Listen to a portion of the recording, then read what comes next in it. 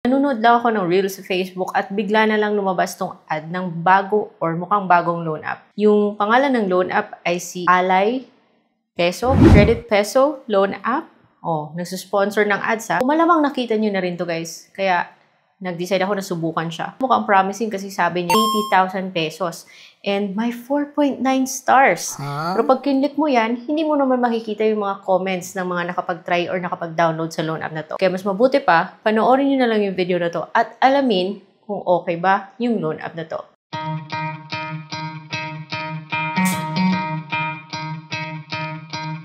Hello everyone! Welcome back to my channel. It's Ate Red here at isa na namang bagong online loan platform yung nakita ko, or actually hindi ko alam guys kung bagong palit pangalan yung loan app na to ha.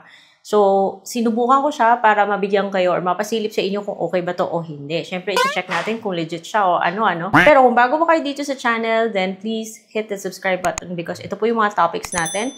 Nagbibigay po ako ng heads up about online loan platforms. 100% reviews lang po ng mga online loan apps. Wala po tayong pinopromote or wala po tayong marketing dito.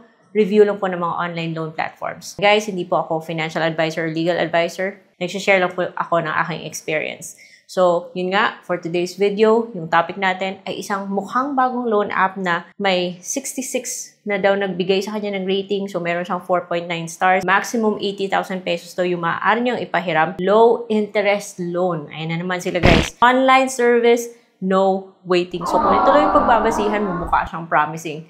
Kaya nga, dinownload ko siya at bumungad agad tong notification na hihingi siya ng permission na matrack yung activity ko across companies and websites. Ganyan pag naka-iOS. This loan app is only available sa App Store. Wala po siya sa Google Play Store. Anyway, so syempre, pwede mo namang i-deny yan at lumabas to yung mga yung mga overview. At sabi pa, wanna use money to find Ally Peso. Pero guys, take note ha, Ally Peso yung dinownload kong app, yun yung ads. Pero dun sa taas, lumalabas si Peso EXP or Experience whatever. So, sino ba talaga yung loan app na to? Hindi pa nga ako nagbibigay ng phone number sa kanya. Yung sabi niya maximum daw is 68,000 pesos with an interest of 0.03% daw. Loan term, 240 days. So, wag na muna tayo maniwala dyan. Mas mabuti pang panoorin nyo lang yung video na to. Magpa-provide ka ng active mobile number and magka-click ka ng OTP. Medyo matagal po bago pumasok yung kanyang OTP. Kaya pinili ko yung voice verification. May tumawag at parang robot yung nagbigay ng OTP. Pagbigay ko ng OTP, guys, from 68,000 naging 15,000 pesos. And then, i-click mo yung apply. So, 15,000 pesos. Andun ulit si Peso EXP, ha? And then, interest rate na naman is 0.05. And then, 7 days lang pala yung term. At least dito, alam na natin na hindi siya long term.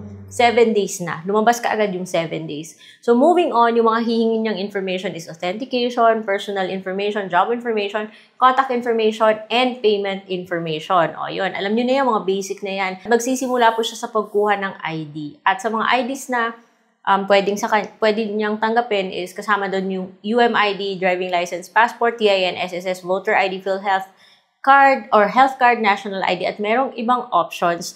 Pero, whatever man ID na pipiliin mo, pipicturan nyo po yan. Pagkatapos mong picturan, syempre, hingi po siya ng access sa camera and makaka-capture nyo po yung details na nasa ID like your birth date, your ID number, and then your full name. Then, magsi-selfie ka. So now, the question is, bibigyan mo ba ng information yung loan app na to? Kasi pagkatapos mong i-provide yung other information na hinihingi ng mga other information na hinihingi niya, kasama na dito yung job information, na kahit nasabihin mong unemployed ka, hingi niya pa rin yung other details like your company info. And then, nagbigay din ako ng 3 emergency contact. And kahit na 3 yung hinihingi niya, gusto niya may access siya sa lahat ng tao na nasa phone book mo. Kaya guys, ewan ko na lang.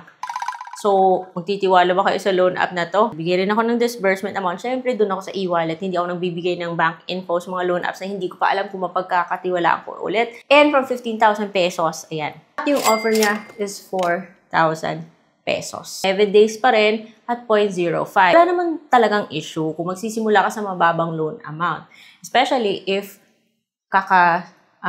baguhan tayo sa isang loan platform. Pero dapat okay naman sana yung terms. So guys, hindi mo po to matatanggap ng buo. Kasi sa 4,000 na sabi niya, yun yung offer niya sa'yo, yung matatanggap mo na lang is 2,400. Kasi kakatas po siya ng 1,334 interest na processing fee, interest na 26, control service fee na 240, at kitang-kita dyan na 7 days lang po siya. So, dito pa lang, madjudge.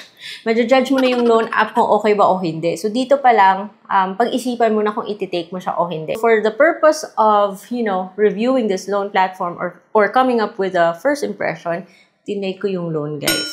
So, pinindot ko yung submit. Sobrang tagal talaga. So, like, naghintay ako ng 1 hour. 1 hours. 1 hour bago ko malaman na bago mo malaman, are you ready for it?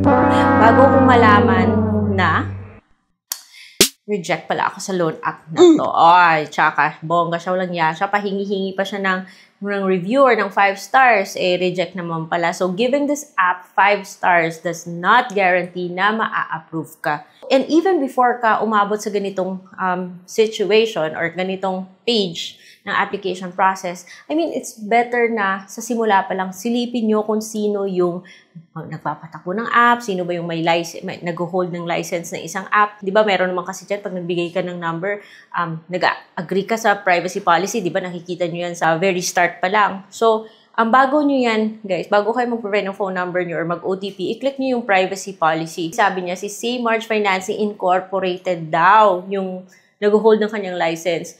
So, kinopy-paste ko yung number na andyan and then nag-check ako dun sa list of recorded online lending platforms. Nakaka-update lang this year. Unfortunately, wala po yung loan app na yun. So, ako, basta yung loan app wala po sa list of recorded online lending platforms, nako, iiwasan ko na yan. Kasi importante kasi na alam natin kung sino yung company behind it para alam natin kung sino yung irereklamo tayo kung meron tayong issue sa isang pautangan. Pero, sinubukan ko siya para mabigyan kayo ng idea kung ano ba yung meron sa loan app na to. And kung ako lang masusunod at, well, kung ako lang decision ko lang, syempre, na-reject ako.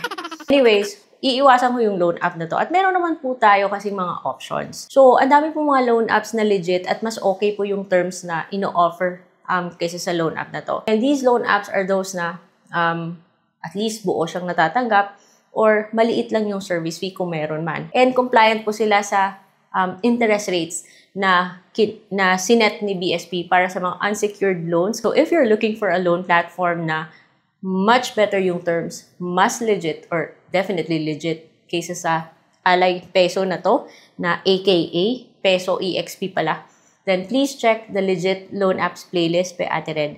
Ano po yung mga loan apps na nasubukan ko and so far naging okay naman yung experience ko. Again, uulitin ko guys. Para sa akin, syempre, opinion ko lang naman to, based to sa aking experience. Para sa akin, no-go na po yung loan app na to. Ayoko sa ganito. Pero kayo naman po yung masusunod. So, kung hindi pa kayo subscribe kayo and hit that bell notification button para hindi nyo ma-miss yung aking mga future videos. And that's all for today's video. I will see you on my next vlog.